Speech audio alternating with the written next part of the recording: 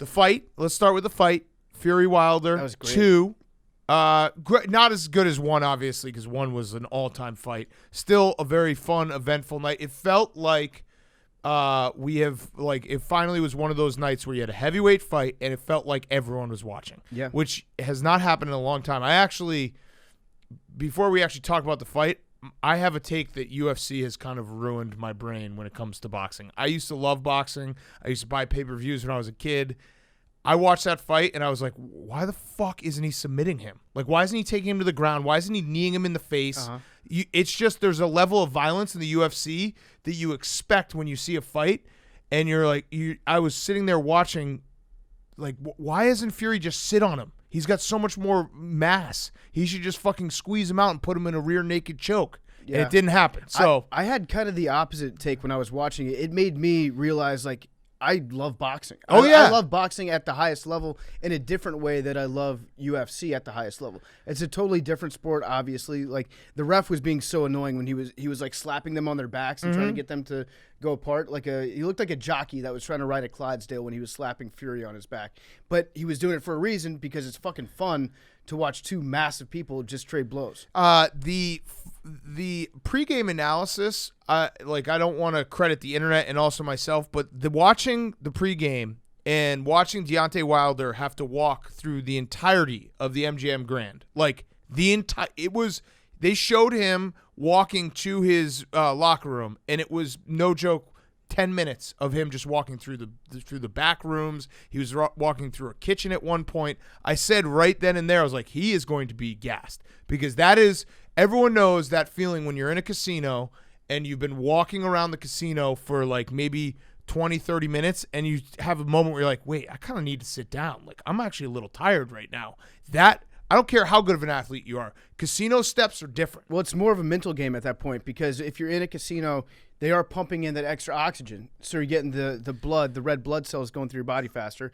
However, when you get lost inside a casino and you feel like you're Spinal Tap trying to make your way backstage to the stage, and you're just trying to find a bathroom to piss in, but every single corner of the casino looks identical with the slot machines. Right. At that point, it starts to take a toll mentally on you, more so than physically. Funhouse, yeah. Yeah, exactly. It's like you're in a mirror house. And so, yeah, I agree. He did a lot of walking pregame. And then also in the locker room, fight, yeah. Wilder looked like he was stressing out a little bit. He looked like he was thinking too hard. You never want to think before serious. You do anything. Yeah, which I understand. You should be serious before the biggest fight of your life. But the difference between Wilder and Fury, when they kept on showing their locker rooms, Fury was hanging out. Fury was looking like he was going to watch the fight, not fight in the fight. Mm-hmm. He was hanging out on the couch. He was slapping that ass. He was dancing around, wearing a crown.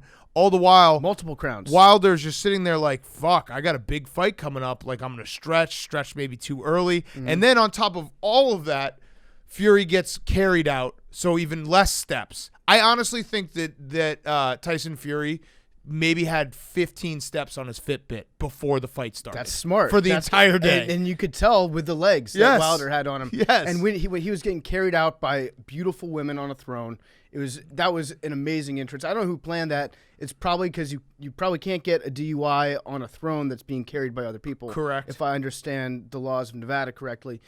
It was awesome. And then Wilder's entrance was pretty cool too, where he looked like a Mortal Kombat character with the red mask, with the red eyes that were like blinking, and it was like glow in the dark, kind of with spikes and shit all over it. Two great entrances pre-fight, and then they got into the ring, and Tyson Fury showed that having a 40-pound weight advantage was actually a pretty big deal. Shattered his eardrum. And I actually was shocked they didn't stop the fight earlier, because Wilder in like the 5th round was holding on to the ropes to try to keep up, to stand up. Yeah. And usually the ref will be like, wait, hold on, you aren't even standing on your own power right now. And Tyson Fury, his post-fight, the American Pie, treated it like karaoke night. He is an electric guy, the Gypsy King, like everything about him. Tyson Fury or Manny Pacquiao now. Now we got to talk. Who's the best karaoke singer Yes. in boxing? I'd say it's probably Tyson Fury. Yeah, so it was a cool night. It was very much so. It was just it was cool to have boxing, and like I said, it used to be, especially the heavyweight division, like when in the 90s and you're growing up, it's like, holy shit, there's 2 or 3 nights a year where it's like the whole world is watching boxing. That was the first time it felt like that since, I don't know, the biggest Mayweather fight that has happened. It's been a long time. It used to be more like that back in the 90s because if Mayweather you were to McGregor, buy the house. Mayweather McGregor, but like Mayweather Pacquiao was still too old. Mayweather De La Hoya was probably the last one where it was like, holy shit, it feels like the entire world is watching. Back in the 90s and 2000s, though, before the internet and like high speed streams, there would be like one neighborhood house that would get the fight. Yeah. And it became an event that people go over to. Now you have to like just do that on Twitter, and that's your, as Darren Ravel calls it, the world's best sports bar. Also, you pay-per-view shamers, I see you. You guys get a fucking life. The people who complain about the fight, they're like, I'm not going to buy the fight because it's probably only going to last like 3 rounds, and the undercard sucks. It's not about the fight. It is about the fight, but it's also about the experience of buying the pay-per-view and being like, holy shit, I watched college basketball till my eyes bled on Saturday, and now I got a big fight to top it all off. I felt good once I smashed that buy button on the $79.99 fight. Fuck yeah. You know what? I actually bought it faster than if it had said $49.99 on it. Yeah. It was cool to spend that extra $30. Absolutely. Or $40. I'm not good at math. But before the fight, did you notice that Wilder, when they were talking to him about how he's coming in at the heaviest that he's ever been, and like what was his strategy about that? Was he trying to gain weight to compete against Fury? He was like, no, I really didn't. I don't monitor my body. My body is a vessel, and it changes shape sometimes, but we don't pay attention to what that is. That's a great spin zone. Yeah, he looked okay. Yeah. For 19 pounds, heavier, I don't know where he put it. Not in his legs. Yeah, because if I gain 19 pounds, you know it. You see it in the face right away. Right. Maybe that, it might have gone to just like in that one area around his stomach that the waistband of the boxing shorts covers, because it did not go to his thighs. It did not go to his calves. Do you think, in terms of body parts that can bleed, ears have to be up there for the worst? So my Mount Rushmore of orifices that you don't want to bleed out of, number 1, I'm going to put butt. Oh, no, wait, no, whoa. You and I are going to have a disagreement here because you don't want to bleed out of your butt. Bleeding around your butt from wiping is one story. If you said to me right now, would you rather bleed out of your butt or your eyeball? Definitely the butt.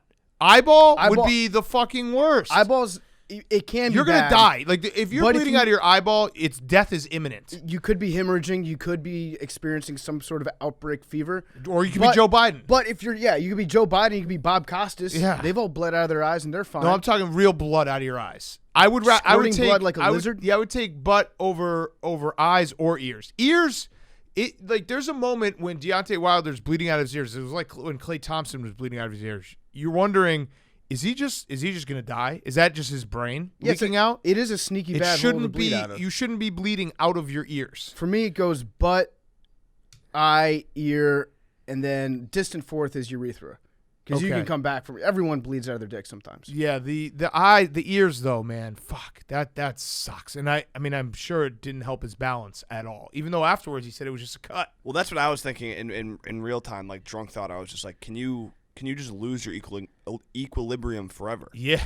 Yes. Yeah. Just you'll like never be able to walk from his ear. Again. Clearly, like he got hit and like something like switched. Like, what if that switch just never turns back on? You can get vertigo. Yeah. You can't look up anymore. Oh, we forgot to mention that Tyson Fury did the most disrespectful thing of all time and tried to lick the blood off of him mid-fight because he was so confident that he was beating him and going to beat him.